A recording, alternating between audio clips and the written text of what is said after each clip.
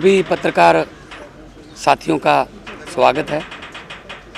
बहुत ही गंभीर विषय पर मैं बात करने के लिए आपके पास आया हूँ। देश में जो माहौल चल रहा है, कई सालों से चल रहा है, जो एजेंसीज़ हैं उनको एक टूल की तरह, एक औजार की तरह, हथियार की तरह इस्तेमाल किया जा रहा है। कोई भी विपक्ष का नेता, कोई भी विपक्ष का कोई लीडर अगर बीजेपी के जुल्म जबर के खिलाफ बोलता है तो उसके घर पे ईडी आती है, उसके घर पे सीबीआई आती है, इनकम टैक्स आती है। और ये अनडिक्लेयर्ड इमरजेंसी की तरह देश के हालात हो गए हैं। ये बात आज मैं इसलिए कह रहा हूँ कि यही बात आडवाणी जी ने कही थी कि अनडिक्लेयर्ड इमरजेंसी वाले हालात हो जाएंगे। तो आज हालात वही हैं। गवर्नर, जहां इनकी सरकार नहीं है वहां गवर्नर के जरिए, राज्यपालों के जरिए तंग किया जा रहा है। मैं भी उसका पीड़ित हूँ। एक केरला के मुख्यमंत्री अभी जंतर मंतर पर आके गए। तमिलनाडु के मुख्यमंत्री अपने गवर्नर से तंग है। उनका गवर्नर भाषण ही नहीं पढ़ता, उनका लिखा हुआ विधानसभा में जो पढ़ना होता है बजट सेशन में। ममता दीदी को हर रोज तंग किया जा रहा है। हेमंत सोरेन को गिरफ्तार कर लिया। दिल्ली में अरविंद केजरीवाल साहब को जब भी कोई काम करते हैं एलजी टांग अड़ाता है बीच में। सुप्रीम कोर्ट के जरिए सरकार चलानी पड़ रही है। हम भी सुप्रीम कोर्ट में पहुंचे हुए हैं। आरडीएफ का पैसा 5500 करोड़ रूरल डेवलपमेंट फंड का पंजाब का रोका हुआ है। नेशनल हेल्थ मिशन का पैसा रोका हुआ है। 8000 करोड़ से ज़्यादा पंजाब का पैसा रोक रखा है। हम कोई भीख थोड़ी मांगते हैं, वो हमारे टैक्स का पैसा है, पंजाब के लोगों का हिस्सा है, वो योगदान है। फिर गवर्नर्स के जरिए सुप्रीम कोर्ट में मुझे जाना पड़ा गवर्नर के खिलाफ कि जी बजट सेशन नहीं होने दे रहे। सुप्रीम कोर्ट में स्टालिन जी सुप्रीम कोर्ट में, केरला के मुख्यमंत्री सुप्रीम कोर्ट में, अरविंद केजरीवाल जी, हर बात पे सुप्रीम कोर्ट में जाना पड़ रहा था। सुप्रीम कोर्ट के 5-0 के बेंच ने कहा सर्विसेज जो हैं वो अरविंद केजरीवाल जी के पास, सरकार के पास रहनी चाहिए। सुप्रीम कोर्ट का 5-0 का फैसला नहीं माना। उसी दिन ऑर्डिनेंस जारी करके कहते नहीं, अरविंद केजरीवाल को काम नहीं करने देंगे हम। क्या अस्पताल बनाने वाला, आज दिल्ली में अस्पताल बनाने वाला, जिसने पूरे देश में हेल्थ क्रांति लेके आई, पैरासीटामोल की छोटी सी टैबलेट से लेके 40-50 लाख जो टेस्ट हैं फ्री हैं।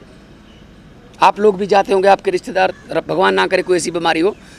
अस्पताल बनाने वाला जेल के अंदर सत्येंद्र जैन। दिल्ली में स्कूल बनाने वाला, जिसने लाखों बच्चे, गरीबों के बच्चे नीट, एमबीबीएस, आईआईटी में जाने योग्य कर दिए, मनीष सिसोदिया जेल के अंदर है। राज्यसभा में मोदी जी के खिलाफ उठ के बोलने वाला संजय सिंह अंदर है। अभी अरविंद केजरीवाल साहब को ले गए। मतलब मुझे समझ नहीं आती कि देश में लोकतंत्र है कहाँ है। टीवी पत्रकार कोई अगर ऐसी रिपोर्टिंग कर दे, पत्रकार को पकड़ के लेके जाते हैं। कोई यूट्यूबर के बारे में, कोई यूट्यूब वाला कोई बोल दे कुछ, उसके लिए कानून लेके आए, ये आपका कंटेंट जो है ये भड़काऊ है, हेट स्पीच माना जाएगा इसको। सबसे ज़्यादा हेट स्पीच कौन देता है देश में? सबसे ज़्यादा हेट स्पीच बीजेपी वाले देते हैं। गोली मारो, ये आतंकवादी हैं, इनको वोट दोगे तो आपके घरों में आएंगे। मतलब ये हेट स्पीच तो ये है ना। हम तो काम की राजनीति करते हैं, हम नाम की राजनीति नहीं करते। मैं पंजाब का 2 साल हो गए मुख्यमंत्री बने हुए। 2 साल में 43,000 सरकारी नौकरी देके आपके सामने खड़ा हूँ। 2 साल में हमने 829 आम आदमी क्लिनिक बना दिए, 1.25 करोड़ से ज़्यादा लोग वहाँ पे आके दवाई लेके ठीक होके चले गए। क्या ये काम नहीं करने चाहिए हमें? वो आम आदमी क्लिनिक को बंद करने के लिए नेशनल हेल्थ मिशन का पैसा रोक रखा है, ये ना बनाओ जी। फिर 26 जनवरी की परेड में पंजाब की झांकी नहीं हुई, क्यों जी? आज़ादी में 80% योगदान हमारे बुजुर्गों का, हमारे पुरखों ने कुर्बानियाँ दी, और 15 अगस्त और 26 जनवरी आप पंजाब के बिना मना लोगे? कैसे मना लोगे? How dare you are. किसने, वो होते कौन है शहीद भगत सिंह की झांकी को, जिसमें शहीद भगत सिंह, करतार सिंह सराभा, लाला लाजपत राय, मदन लाल ढींगरा, जलियांवाले बाग का कांड जिसमें वो थे झांकी में, उनको रिजेक्ट करने वाले ये कौन होते हैं? ये भगत सिंह से बड़े हो गए, जिन्होंने देश लेके दिया, अब उन्हीं के खिलाफ कर रहे हैं। मुझे तो ये शक है, अगर इनका वश चले तो ये राष्ट्रीय गीत जन गण मन से पंजाब का नाम निकाल देंगे, अगर इनका बस चले तो। इतनी नफरत करते हैं ये पंजाब को। और पंजाब वो है जो पूरे देश का पेट भी पालता है। 532 किलोमीटर हमारा बॉर्डर है पाकिस्तान के साथ। हमारे बेटे आज कारगिल से लेके पंजाब के लड़के खड़े हैं सीना तान के, कोई भी दुश्मन की तरफ से कोई गोली आती है सबसे पहले पंजाबियों का सीना है। तो ये इतना हमें नफरत करते हैं। अब अरविंद केजरीवाल ने क्या किया? हम कहते रहे कि ये गिरफ्तार करेंगे, बहाना ढूंढ रहे हैं। मुझे ये बता दीजिए टाइमिंग क्या है? ये क्या चाहते हैं? विपक्ष का कोई भी नेता इस इलेक्शन में चुनाव प्रचार ना कर पाए, ये इलेक्शन छीनना चाहते हैं। 3 दिन पहले रशिया में क्या हुआ? 88% वोट पुतिन। 2030 तक, आगे 40 तक भी जाएगा। और जो 12% है वो खराब होगी वोट हैं, उनके खिलाफ नहीं वोट डाल सकता कोई।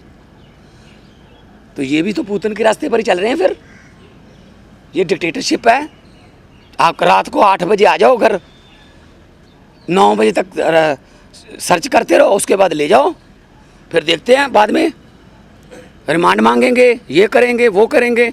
अरे एक देशभक्त बंदा है वो।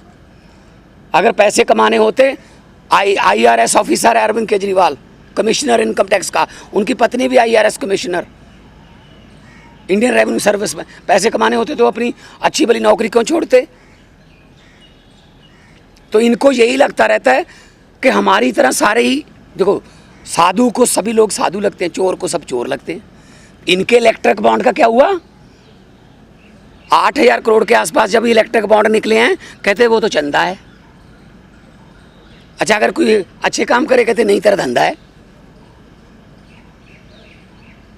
अभी मैं परिवार से मिलके आया हूँ, बेटा और बेटी हैं, आगे के एग्ज़ाम देने हैं उन्होंने, किसी मिलने जाना है, कोई किताबें सिलेबस की, उनको बाहर नहीं निकलने दे रहे।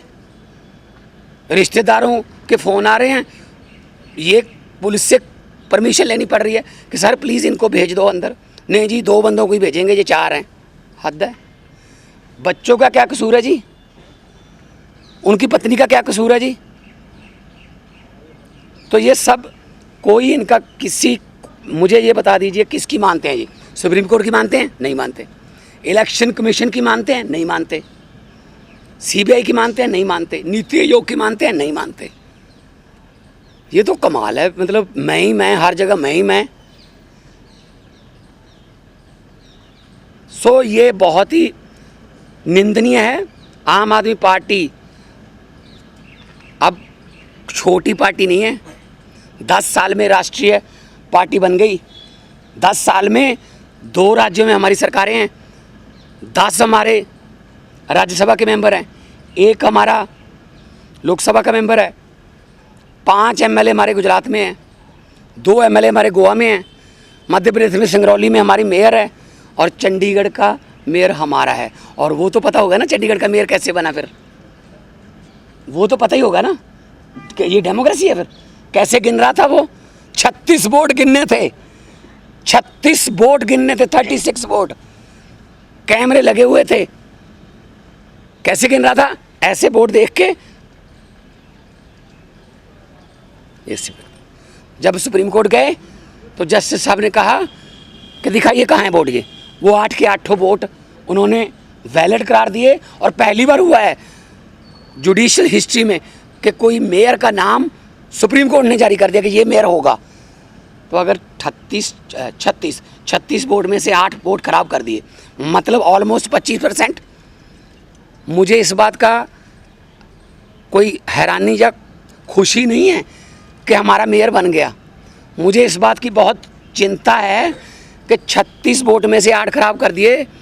अभी 4 जून को 92 करोड़ वोट गिने जाएंगे, उनमें क्या करेंगे? ये वोट कहीं डलता है, जाता कहीं और है, जीतता कोई और है। ये इन्होंने इलेक्शन को ऐसे समझ रखा है जैसे बस अब हमारा ही काम है।